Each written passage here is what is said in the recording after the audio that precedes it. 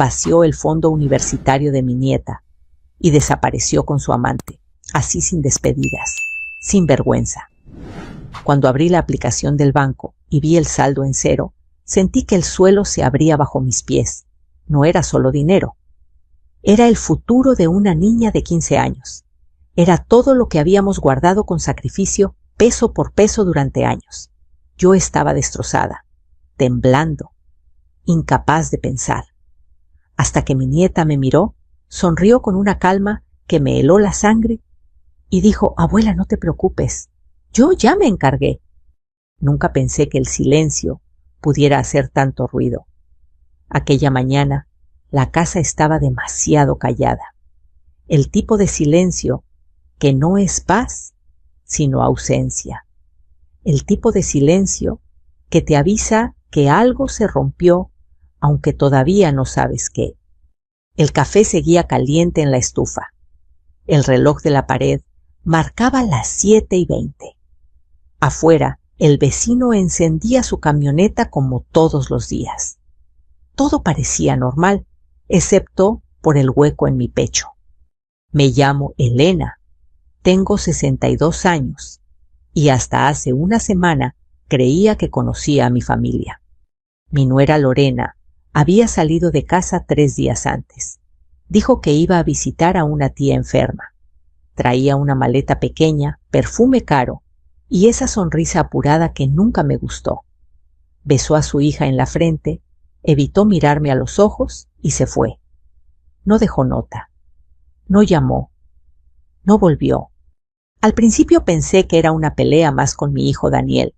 Las discusiones eran frecuentes últimamente. Lorena siempre quería más viajes, más ropa, más vida. Daniel trabajaba turnos dobles y aún así nunca era suficiente. Pero esa mañana, cuando entré a la aplicación del banco para pagar el recibo de la luz, entendí que no se trataba de una discusión. El número tardó unos segundos en cargar y cuando apareció, me quedé mirando la pantalla sin respirar. Saldo disponible 0.00. Parpadeé, cerré la aplicación, la abrí de nuevo, 0.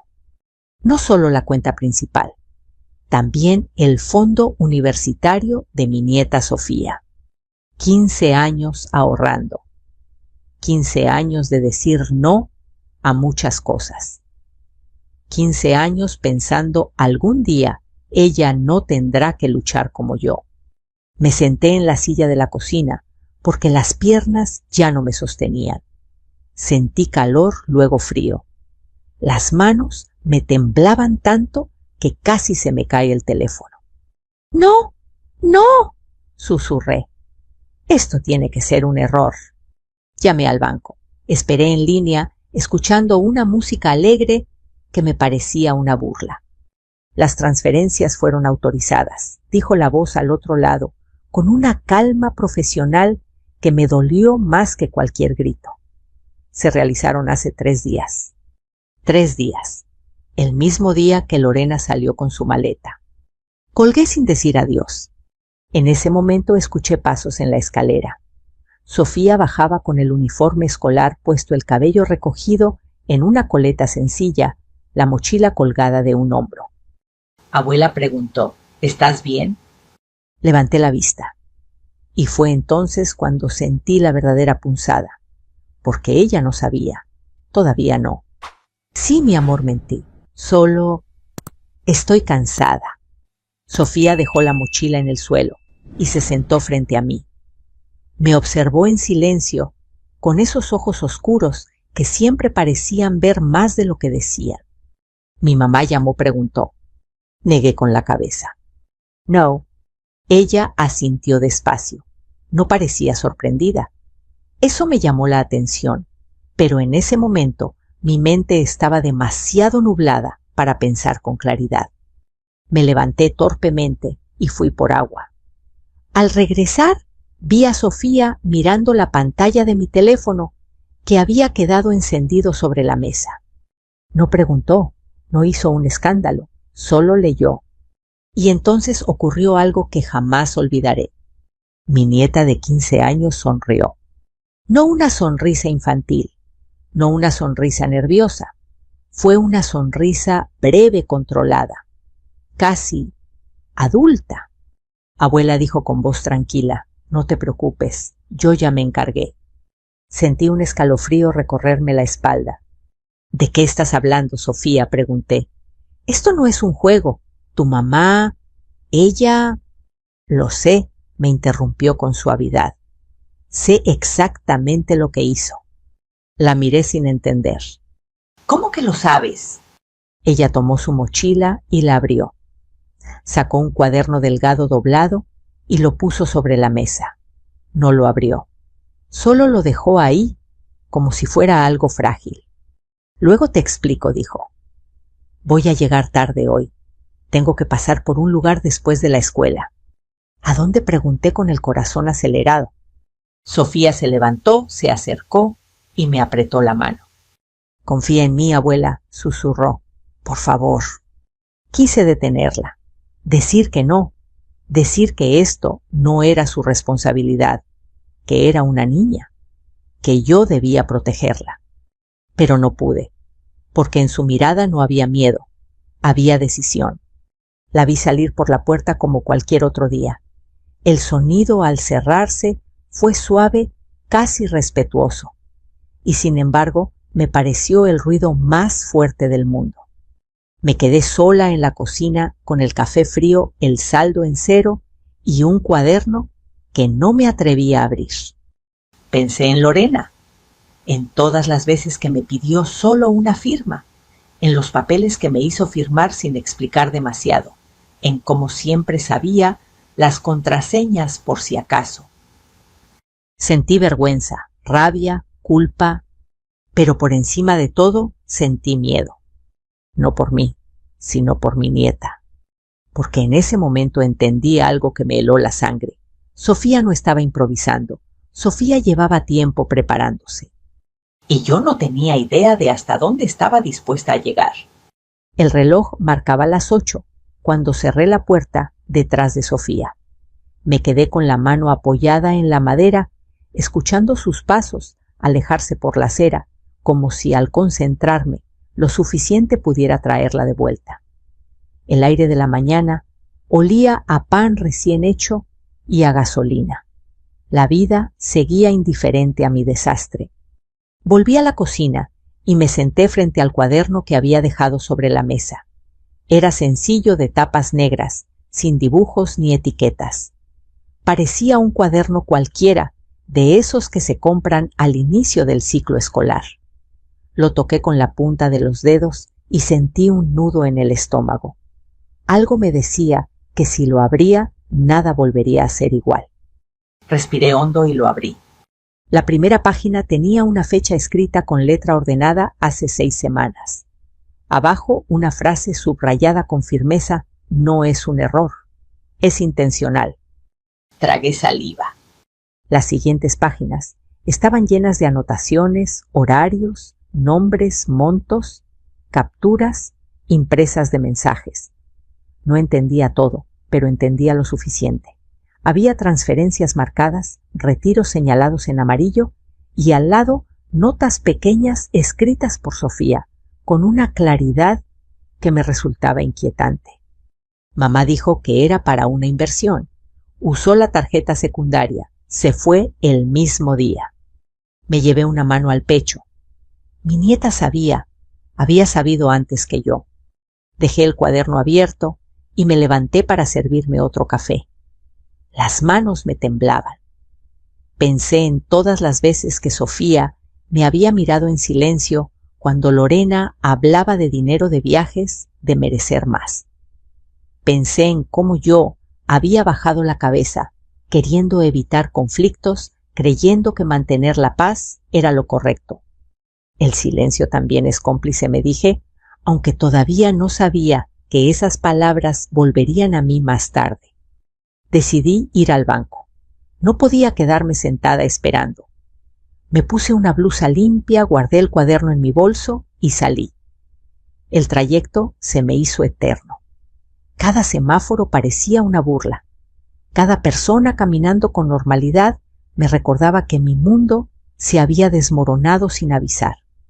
En el banco la fila era larga. Había personas mayores como yo, sosteniendo carpetas con documentos jóvenes, mirando el teléfono, una madre con un niño inquieto.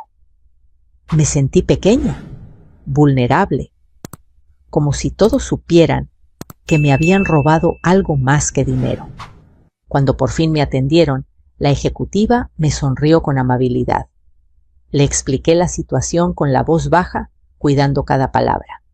Las transferencias fueron autorizadas con las credenciales correctas, repitió.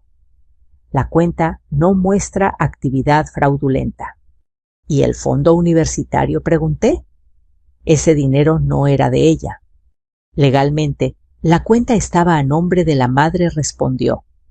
Tenía pleno acceso. Sentí un golpe seco en el pecho. Pero yo firmé esos papeles, dije.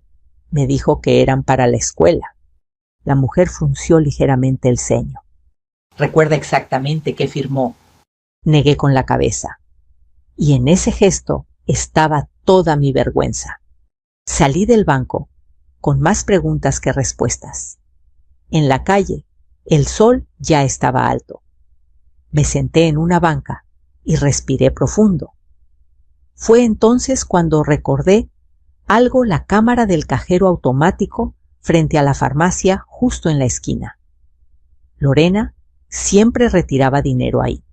Saqué el cuaderno otra vez. En una de las páginas, Sofía había dibujado un pequeño mapa del barrio. La farmacia estaba marcada con un círculo rojo. Al lado una nota, cámara exterior. Preguntar. Dios mío, murmuré. Mi nieta no solo había observado, había pensado, había planeado. Regresé a casa con la cabeza dando vueltas. No podía evitar preguntarme cuánto tiempo llevaba Sofía cargando con todo eso. ¿Cuántas noches sin dormir? ¿Cuántas veces me había mirado sabiendo algo que yo no? Cuando Daniel llegó por la tarde, traía el rostro cansado. Se quitó los zapatos en la entrada y dejó las llaves sobre la mesa. ¿Supiste algo de Lorena?, preguntó sin mirarme. No respondí, pero ya sé lo que hizo. Le conté del dinero, del banco, del fondo universitario. Mientras hablaba, vi cómo su rostro se iba cerrando, como si cada palabra levantara un muro. Tiene que haber una explicación, dijo al final. Ella no haría eso. Lo hizo, respondí con firmeza. Y Sofía lo sabía. Daniel me miró confundido. ¿Cómo que lo sabía? No respondí. Solo puse el cuaderno frente a él. Lo hojeó en silencio. Al llegar a la mitad se detuvo. Sus manos empezaron a temblar. ¿Desde cuándo?, susurró. Eso quiero saber, yo dije. Nos quedamos callados. Afuera un perro ladraba. Dentro el aire era pesado. Esa noche Sofía llegó tarde tal como había dicho. No parecía cansada. Dejó la mochila junto a la puerta y me miró con atención. ¿Fuiste al banco?, preguntó. Asentí. Y a la farmacia, continuó. Todavía no respondí. Ella asintió como si ya lo supiera. Mañana, dijo. Mañana vamos juntas a la notaría. ¿Por qué la notaría?, pregunté con la voz quebrada. Sofía me miró directo a los ojos. Porque lo que hizo mi mamá no fue solo una traición, dijo. Fue ilegal. Sentí un escalofrío. Sofía. Empecé. Esto no debería recaer sobre ti. Ya recayó, abuela, respondió con suavidad. Pero no estoy sola. Quise abrazarla, decirle que todo estaría bien. Lo hice. La estreché contra mí y sentí su corazón latiendo con calma. Demasiada calma para una niña de 15 años. Esa noche no dormí. Pensé en Lorena, en Daniel, en todas las veces que creí que el amor lo podía todo. Pensé en Sofía tan joven y ya tan consciente. Al amanecer, entendí algo doloroso. Mi nieta había dejado de ser solo una niña hacía tiempo, y yo no había querido verlo. La notaría estaba en una calle antigua, del centro de esas que huelen a papel viejo y a café recalentado. El letrero dorado tenía letras gastadas por el tiempo, como si cientos de historias difíciles hubieran pasado por esa puerta antes que la nuestra. Caminé despacio, apoyándome en el brazo de Sofía. Ella avanzaba con paso firme, como si supiera exactamente a dónde iba. «Respira, abuela», me dijo en voz baja. «Aquí solo vamos a escuchar». Asentí, aunque el pecho me dolía. Dentro el aire era fresco y silencioso. Una mujer mayor escribía en una máquina con ritmo constante. Al fondo, un hombre de cabello canoso levantó la vista y nos indicó que pasáramos. «Buenos días», dijo. «¿En qué puedo ayudarles?» Sofía habló primero. «Venimos a revisar unos documentos firmados hace unos meses», dijo con educación. «Creemos que pudieron usarse de forma indebida». El notario me miró con atención. «¿Usted es la firmante?», preguntó. «Sí», respondí. «Yo firmé, pero no entendí lo que firmaba». No me juzgó. Eso me alivió. Revisó los papeles que Sofía había organizado con cuidado. Yo observaba en silencio, apretando el bolso contra mi pecho. Cada hoja que el notario giraba parecía acercarnos a una verdad que yo temía y necesitaba al mismo tiempo. «Aquí hay algo extraño», dijo finalmente. «Esta autorización no corresponde con el uso que se le dio». Sofía levantó la mirada atenta. «¿Puede explicarlo?», preguntó. «Claro. Usted me señaló, firmó creyendo que era un trámite escolar. Pero el texto autoriza movimientos financieros amplios. Además, la firma fue utilizada para un fin distinto al declarado. Eso se considera abuso de confianza». Sentí que el mundo se me venía encima. «Entonces, ¿fui engañada?», pregunté. «Sí», respondió con calma. «Y no es un caso aislado». Sofía no mostró sorpresa, solo asintió como si confirmara algo que ya sabía. «¿Qué sigue?», preguntó ella. «Con estos elementos pueden presentar una denuncia formal», dijo el notario. «Les recomiendo hablar con una abogada especializada». Nos dio un nombre y una dirección. Salimos de ahí en silencio. Afuera, el ruido de la ciudad volvió de golpe, vendedores ambulantes, claxonazos, risas. Yo sentía que caminaba dentro de una burbuja. «Lo siento, abuela», dijo Sofía de pronto, «por no decírtelo antes». Me detuve, la miré. No le respondí. «Perdóname tú, por no ver, por confiar a ciegas». Nos abrazamos en medio de la calle. Nadie nos miró. Nadie sabía que ese abrazo era el resultado de una traición profunda. Por la tarde fuimos con la abogada. Se llamaba Claudia, una mujer de unos 50 años, voz firme y mirada directa. Nos escuchó sin interrumpir, tomando notas. «Esto es serio», dijo al final, «no solo por el dinero, por el daño a la menor». «¿Hay forma de recuperar algo?», pregunté. «Hay posibilidades», respondió, «pero primero debemos presentar la denuncia y prepararse». «¿Para qué?», preguntó Sofía. Claudia la miró con respeto. «Para que la verdad salga completa, y eso casi siempre duele». Esa noche Daniel llegó tarde. Traía el rostro desencajado. «Hablé con Lorena», dijo. «No quiso decirme dónde está. Solo gritó». «¿Gritó?», pregunté. «Dijo que la estamos persiguiendo, que no tenemos derecho». Sofía, sentada a la mesa, levantó la vista. «¿Le dijiste que el dinero era para mi universidad?», preguntó. Daniel dudó. «Sí». «¿Y qué respondió?».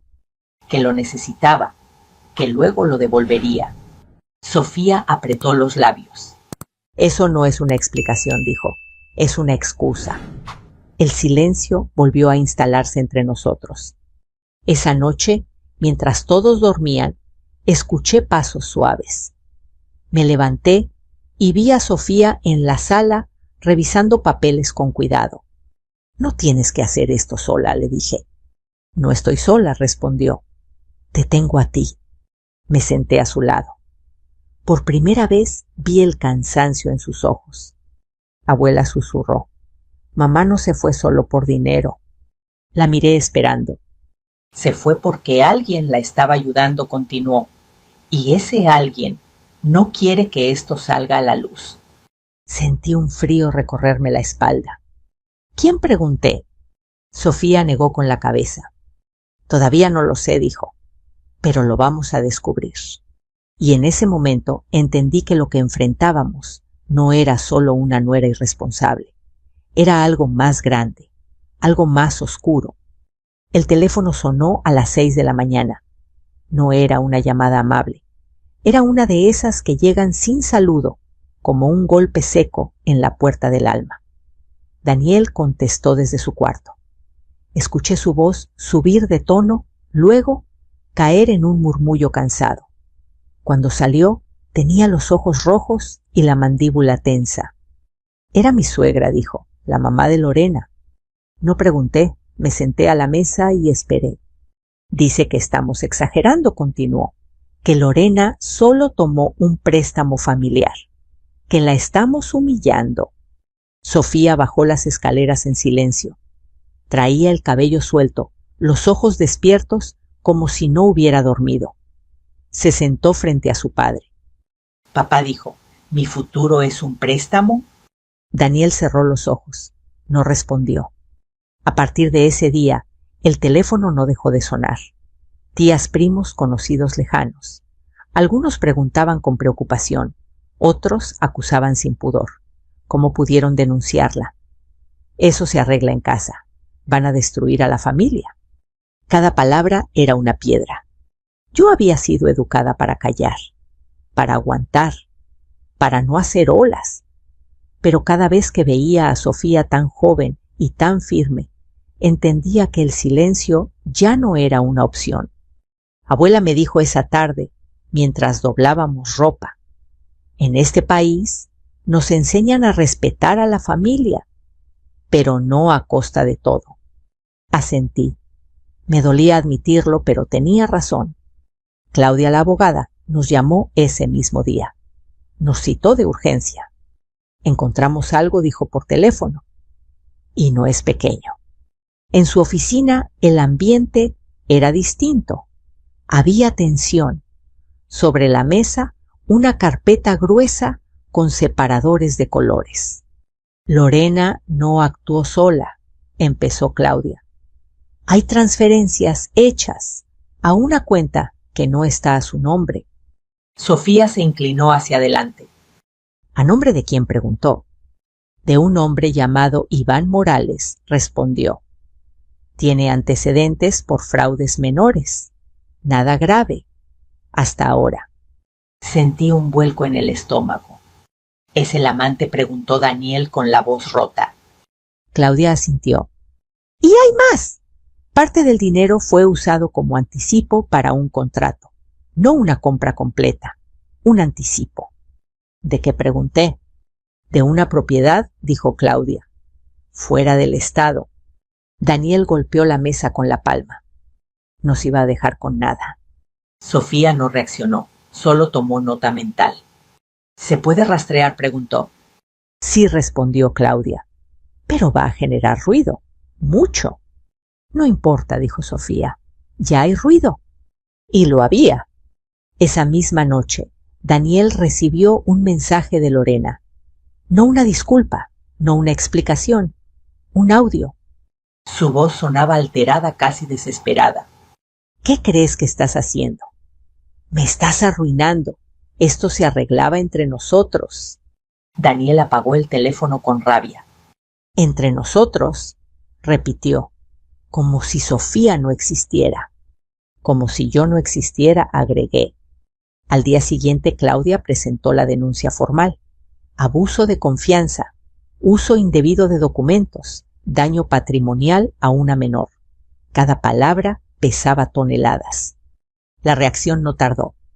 Vecinos comenzaron a murmurar.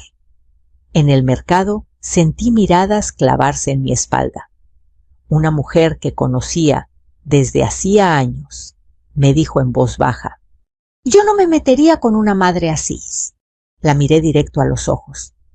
Yo tampoco respondí. Por eso estoy haciendo esto. Esa noche, Sofía se sentó conmigo en la sala. Tenía los hombros rígidos. «Abuela», dijo, «papá va a sufrir». «Ya está sufriendo», respondí, «pero no por lo que estamos haciendo, por lo que no vio a tiempo». Ella asintió lentamente. «A veces pienso que si hubiera hablado antes». No la interrumpí. «Hiciste lo que pudiste con lo que sabías. El error fue nuestro, de los adultos». Sofía bajó la mirada. Por primera vez vi asomarse una sombra de tristeza verdadera. No quería que mi papá eligiera, susurró. Pero ya eligió, muchas veces. El teléfono volvió a sonar. Esta vez era un número desconocido. «Bueno», contesté. Un grito atravesó la línea. Vieja entrometida era Lorena. «Esto se va a pagar». No respondí. Dejé que gritara, que se desgastara. «Mi hija no es tu arma», continuó. «No tienes derecho». Respiré hondo. «El derecho lo perdiste cuando le robaste el futuro», dije y colgué. Las manos me temblaban, pero no de miedo, de algo nuevo, de determinación. Esa noche, Sofía dejó su cuaderno sobre la mesa abierto en una página nueva. Había escrito una sola frase: «La verdad no grita, espera». La miré. Ella me miró de vuelta. «Se va a poner peor», dijo. «Lo sé», respondí. «¿Tienes miedo?» Pensé en la vergüenza, en las miradas, en las amenazas. Luego pensé en el saldo en cero, en la sonrisa de Sofía aquella mañana. Sí, dije, pero no tanto como antes. Y supe que estábamos cruzando un punto sin regreso. La familia ya estaba dividida. La verdad ya caminaba sola. El viernes amaneció con un cielo gris de esos que presagian tormenta, aunque no caiga una sola gota. Me levanté temprano, preparé café y me senté frente a la ventana.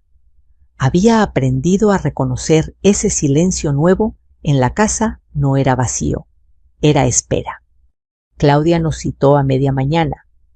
Cuando llegamos a su oficina, el ambiente era distinto. No había carpetas abiertas ni papeles regados. Todo estaba ordenado como si el caos hubiera pasado a otra fase. «Tenemos movimiento», dijo apenas nos sentamos. «Y no le va a gustar a Lorena». Sofía cruzó las manos sobre la mesa. «¿Qué pasó?», preguntó. «El banco activó un protocolo de revisión», explicó Claudia. «Parte del dinero quedó retenido. No todo, pero lo suficiente para detener cualquier compra grande». Sentí un alivio breve, seguido de culpa. No quería sentir satisfacción. Solo quería justicia. «¿Y la propiedad?», preguntó Daniel. «El anticipo fue marcado como sospechoso», respondió. «El contrato quedó congelado. Nadie se muda a ningún lado por ahora». Sofía exhaló lentamente. «Entonces va a llamar», dijo. «¿Cómo sabes?», pregunté. «Porque las personas que creen que ganaron no saben perder», respondió. Claudia la miró con atención. «Tu nieta tiene razón», dijo. «Cuando el dinero se detiene, el control se pierde». Esa tarde, el teléfono vibró varias veces.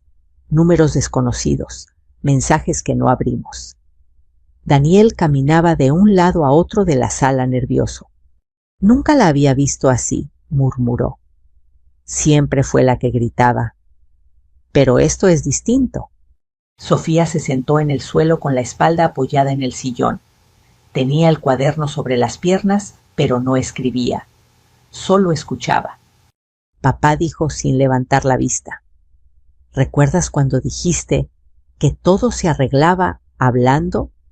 Daniel se detuvo. «Sí. Hay cosas que no se arreglan hablando», continuó. «Se arreglan asumiendo consecuencias». Él asintió derrotado. Al caer la noche, recibimos una llamada de la abogada, no Claudia. Otra voz más técnica. Soy del área de cumplimiento del banco, dijo. Les informo que se detectaron irregularidades adicionales. Se abrió una investigación formal. Colgué con el corazón acelerado. ¿Más irregularidades?, pregunté en voz alta. Sofía levantó la mirada. Eso significa que Iván también está en problemas, dijo. ¿Por qué estás tan segura?, pregunté. Porque el dinero no desaparece solo, respondió. Deja huellas. La casa se llenó de una tensión eléctrica. Cada sonido parecía amplificado. El tic-tac del reloj, el zumbido del refrigerador, el crujir del piso al caminar. A las 10 en punto el teléfono sonó. Esta vez no era un número desconocido. Era Lorena. Daniel miró la pantalla. Dudó. Contesta, dijo Sofía con voz firme, en altavoz. Daniel tragó saliva y aceptó la llamada. El grito atravesó la habitación como un cuchillo. ¿Qué hicieron?, rugió Lorena. Mis cuentas están bloqueadas. Daniel se quedó mudo. Habla, continuó. No puedo sacar ni un peso. El banco me trata como criminal. Sofía se levantó despacio y se acercó. Buenas noches, mamá, dijo tranquila. ¿Te refieres al dinero que sacaste de mi fondo universitario? Hubo un silencio breve, luego una risa nerviosa. No empieces, escupió Lorena. Eso era temporal. Iba a devolverlo. ¿Cuándo?, preguntó Sofía. ¿Antes o después de comprar la casa en Badoo? El silencio esta vez fue más largo. ¿Quién te dijo eso?, susurró Lorena. No importa, respondió Sofía. Importa que ahora lo sabes, no funcionó. La respiración de Lorena se volvió errática. Eres una niña, gritó. No entiendes nada. Me están persiguiendo por tu culpa. No, dijo Sofía. Te están investigando por tus actos. Lorena lanzó una carcajada amarga. ¿Crees que ganaste?, dijo. Esto no se va a quedar así. Me acerqué y tomé el teléfono. Lorena, dije con la voz firme. Devuelve el dinero. Coopera. Es lo único que puede ayudarte ahora. Tú cállate, gritó. Siempre me odiaste. Respiré hondo. Nunca te odié, respondí. Te confié a mi familia y tú la rompiste. Hubo un sollozo al otro lado, luego rabia. Iván me dejó, escupió. Me dejó cuando el dinero se congeló. Sofía cerró los ojos un segundo. Eso pasa cuando el amor depende del saldo, dijo. Lorena empezó a llorar. Un llanto desordenado sin dignidad.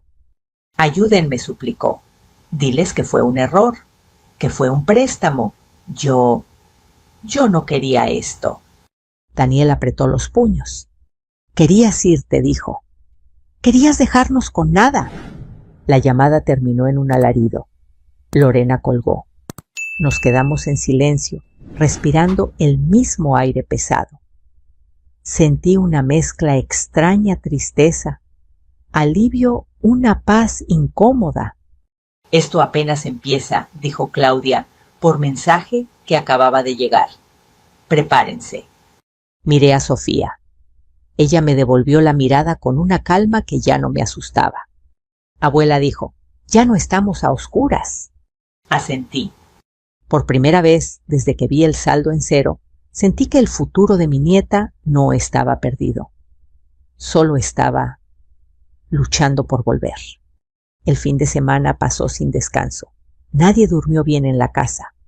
Cada vibración del teléfono nos hacía sobresaltarnos. Cada auto que frenaba frente a la puerta parecía una amenaza. No era miedo exactamente. Era la sensación de estar caminando por un puente estrecho sabiendo que no había vuelta atrás. El lunes por la mañana, Claudia llegó a la casa en persona. Eso nunca era buena señal. Las cosas se aceleraron, dijo apenas entró. Y no por voluntad de Lorena. Nos sentamos en la mesa del comedor. Sofía llevaba un suéter oscuro y el cabello recogido. Tenía el rostro serio, pero no tenso. Daniel parecía 10 años más viejo. El banco encontró transferencias cruzadas, continuó Claudia. no solo del fondo universitario. Hay movimientos desde otras cuentas que Lorena no podía tocar legalmente. Sentí un vacío en el estómago. ¿De quién pregunté? De usted, respondió. Y de Daniel. Daniel golpeó la mesa con fuerza. Eso es imposible, exclamó. Yo nunca autoricé nada. Eso es lo grave, dijo Claudia. Hay indicios de suplantación de identidad. El silencio fue total. Incluso Sofía dejó de respirar por un segundo. ¿Estás diciendo que? Empecé. Que Lorena y Iván usaron documentos y datos personales para mover dinero que no era suyo, confirmó. Y eso cambia completamente el caso. Sofía cerró los ojos. Cuando los abrió, su mirada era distinta, más dura. Entonces no solo robó, dijo. Planeaba destruirnos. Claudia asintió. Exactamente. Ese mismo día, Lorena volvió a llamar. Esta vez no gritó al principio. Su voz era baja, temblorosa. «Elena», dijo, «necesito verte». No respondí.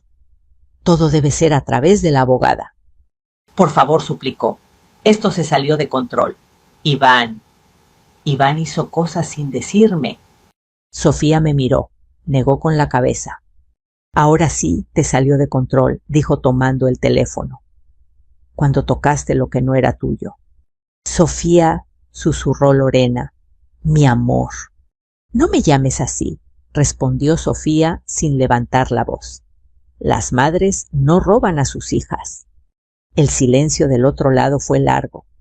Voy a devolver algo del dinero, dijo finalmente Lorena. Pero necesito tiempo. El tiempo se acabó, respondió Sofía. Ahora es justicia. Colgó. Esa tarde, Claudia nos informó que Lorena había sido citada a declarar. Iván también. La investigación ya no era privada. Había pasado a manos de una autoridad financiera. Daniel se derrumbó en la sala. Lloró como no lo había hecho en años. Yo me senté a su lado y lo abracé. Perdóname, mamá, sollozó. No vi nada.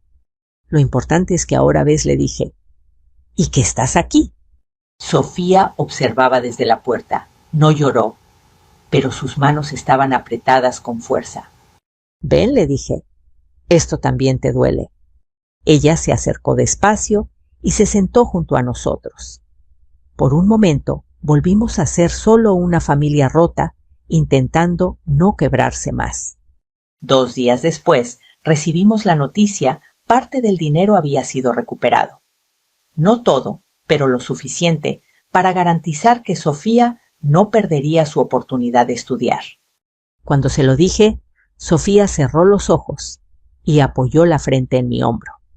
Gracias, abuela, susurró, por no rendirte. Gracias a ti, respondí, por no callar. Esa noche el teléfono sonó una última vez. Era Lorena. No gritó, no suplicó. Me investigan, dijo. Iván desapareció. Nadie me ayuda. Respiré profundo. Eso pasa cuando se vive de mentiras, respondí. ¿Vas a odiarme para siempre?, preguntó casi como una niña. Miré a Sofía. No dije, pero tampoco voy a salvarte de tus decisiones. Colgué. La casa quedó en silencio, un silencio distinto, no pesado, no amenazante. Un silencio que por primera vez se parecía a la paz. La mañana en que llegó la confirmación final, el sol entraba por la ventana de la cocina como si nada hubiera pasado. Preparé café, puse pan a tostar y esperé. Ya no con ansiedad, sino con una calma cansada, la calma de quien ha llorado todo lo que podía llorar. El correo de la abogada llegó a las 9 en punto. El fondo universitario de Sofía había sido restituido en su mayor parte. El resto quedaba sujeto a un proceso más largo, pero lo esencial estaba a salvo. El futuro de mi nieta ya no estaba en peligro. Leí el mensaje 2 veces, luego una tercera. Las letras no cambiaron. Sofía, llamé con la voz temblorosa. Ven, por favor. Ella bajó las escaleras despacio. Ya no corría como antes. Había algo en su manera de moverse que me recordaba a las mujeres de mi generación, prudencia, conciencia del peso de cada paso. Le tendí el teléfono. Leyó. No sonrió de inmediato. Cerró los ojos, respiró profundo y recién entonces dejó escapar el aire. Entonces, ya está, dijo en voz baja. Sí, respondí, ya está. Sofía se acercó y me abrazó. Esta vez no fue el abrazo firme y protector de los últimos meses. Fue el abrazo de una niña. Tembló. Sus hombros se sacudieron. Lloró en silencio, con la cara escondida en mi cuello. Tenía miedo, abuela, susurró. Mucho miedo. Le acaricié el cabello. Lo sé, dije. Fuiste valiente, aún con miedo. Eso es lo que importa. Daniel entró a la cocina poco después. Había escuchado. Nos miró y bajó la cabeza. Perdóname, dijo, ¿a las 2? Lo abracé también. No porque todo estuviera arreglado, sino porque había aprendido algo que muchos hombres aprenden tarde, que proteger a la familia no es evitar conflictos, sino enfrentarlos cuando duele. Los días siguientes fueron tranquilos, pero no fáciles. Lorena no volvió a llamar. Supimos por terceros que estaba enfrentando consecuencias legales. Iván seguía desaparecido. No sentí alegría por eso, tampoco lástima. Solo una aceptación serena. Cada decisión deja una huella. Una tarde, mientras doblábamos ropa juntas, Sofía me miró con curiosidad. Abuela, preguntó, ¿tú también te sentiste así cuando eras joven? Así como respondí, como si el mundo te obligara a crecer antes de tiempo. Pensé en mi propia juventud, en las renuncias, en los silencios, en todo lo que callé para no romper la familia. Sí, admití, pero la diferencia es que yo no tuve a nadie que me dijera que tenía derecho a defenderme. Sofía asintió lentamente. Yo sí, dijo, te tuve a ti. Ese día entendí algo fundamental. No habíamos ganado solo dinero de vuelta. Habíamos roto un ciclo. Semanas después, acompañé a Sofía a ver universidades. Caminaba por los campus con los ojos llenos de curiosidad, no de miedo. Yo la observaba en silencio, orgullosa y agradecida. Porque esta historia no es sobre venganza, es sobre límites, sobre entender que el amor no justifica el abuso y que proteger a los niños, a los nietos, a veces significa decir basta aunque duela. Si llegaste hasta aquí, quizá esta historia tocó algo en ti. Tal vez reconociste silencios, decisiones difíciles o el cansancio de sostener algo que ya no te sostiene. Si es así, no lo guardes. Compártelo. Cuéntame desde dónde nos escuchas. Estas historias existen para recordarnos que no estamos solos y que incluso en medio de la traición se puede encontrar justicia. Aquí seguiremos contando relatos humanos profundos y llenos de significado todos los días. Si quieres acompañarnos, suscríbete y no te pierdas la próxima historia. Sigamos este camino juntos.